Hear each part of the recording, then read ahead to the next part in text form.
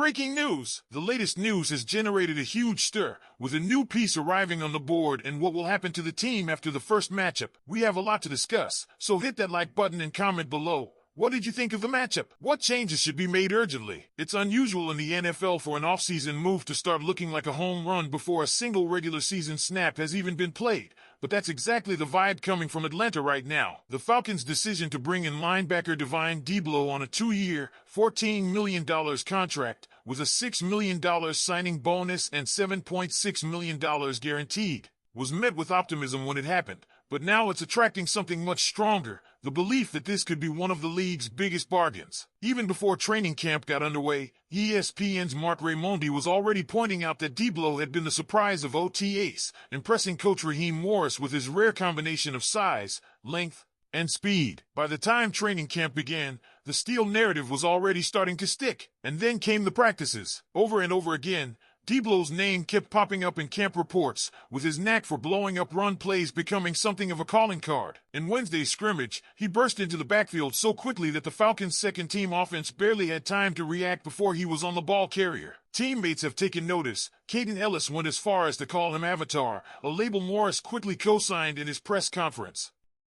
The coach even likened him to one of those long, air-blown figures outside a car dealership, except in this case, the waving is replaced by laser-sharp instincts, elite range, and the ability to diagnose plays in an instant.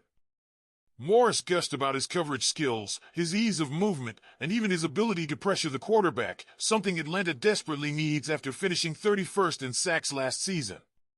And that's the kicker here. The Falcons weren't just bad at getting after the passer in 2024, they were also soft against the run, surrendering more than 2,000 yards on the ground at 4.5 yards per carry.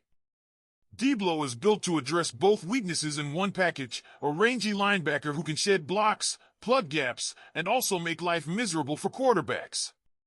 If he can carry the dominance he's shown in camp into the regular season, the term steal might end up feeling like an understatement.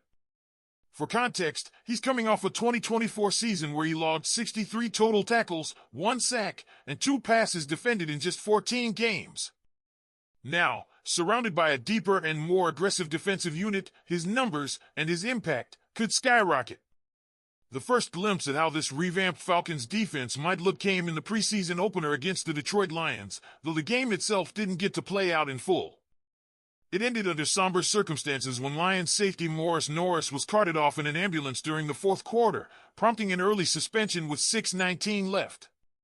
The final score read 17-10 in favor of Detroit, but for Atlanta, this game was less about the scoreboard and more about evaluation. With starters like Michael Penix Jr., Bijan Robinson, Drake London, Kyle Pitts Sr., and yes, Divine Deablo sitting out entirely, the spotlight fell on rookies, backups, and fringe roster players trying to make an impression. One of the most intriguing takeaways was the presence of James Pierce Jr., the rookie edge rusher who didn't rack up flashy stats but demanded constant attention from Detroit's offensive line. Whenever he lined up, the Lions adjusted, doubling him with a tackle and tight end, or simply running away from his side. That's the kind of respect Atlanta's defense hasn't commanded off the edge in years, and it's telling that he's earning it before his first real game. Arnold Ebiketie also flashed, strip-sacking Hendon Hooker in the red zone and setting up a recovery by Taquan Graham.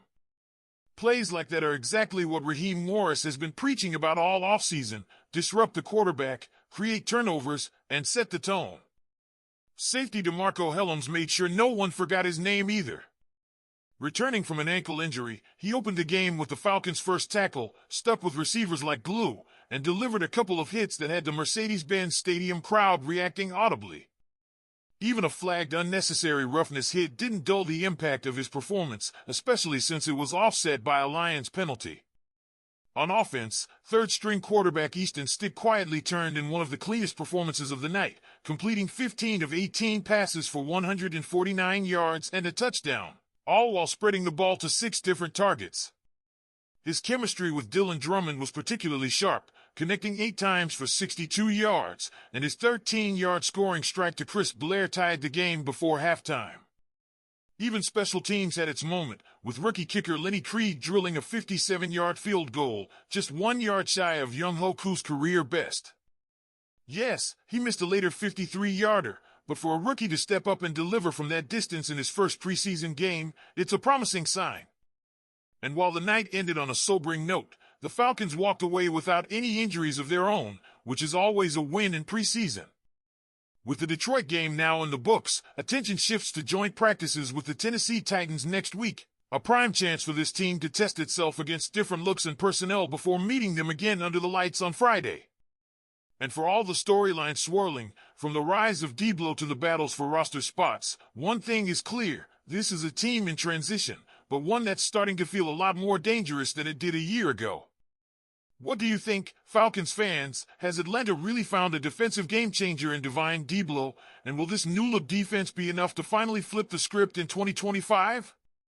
If there's one thing that's becoming clear as camp rolls on, it's that the Falcons front office didn't just collect talent this offseason, they targeted difference makers.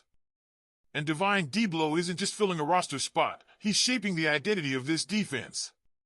The way Raheem Morris talks about him, you can tell he sees Diblo as more than a linebacker. He's a movable chess piece, someone who can erase running lanes one play and disrupt the quarterback the next.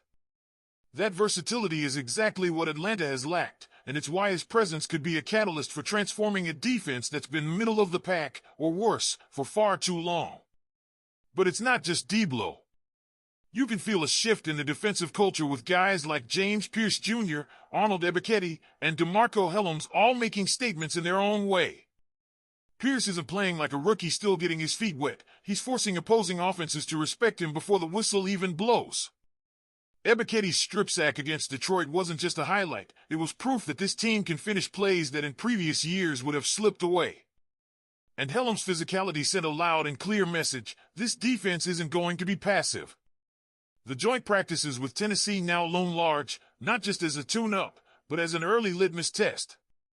These sessions tend to get chippy, and that's exactly what Atlanta needs, to measure themselves against a physical Titans squad and see if all the speed, length, and aggression they've been building in camp translates against another team's starters. It's one thing to dominate in your own facility, it's another to carry that edge when the guy across from you is trying to make a roster spot for his own team. Offensively, the absence of starters in the Detroit game gave depth players a rare spotlight. Easton Stick's poise and Dylan Drummond's reliability stood out, and with Darnell Mooney still rehabbing his shoulder, the battle for WR3 is as open as ever. Chris Blair's touchdown grab only adds to the intrigue. The reality is, the Falcons' offense might end up deeper than expected, and that's a luxury in a league where injuries are inevitable. And while preseason games aren't about the scoreboard, there's something to be said for building winning habits, even in August. The defense creating turnovers, the offense finding rhythm with backups, the special teams hitting long field goals. These are the kind of small wins that stack up and build confidence heading into Week 1. So here's the question for you, Falcons fans: if Diblo keeps dominating, Pierce keeps demanding double teams, and this depth keeps delivering, are we looking at the most complete Atlanta defense we've seen in years? Drop your thoughts in the comments. Don't forget to click the like button and subscribe to stay informed. Go Falcons!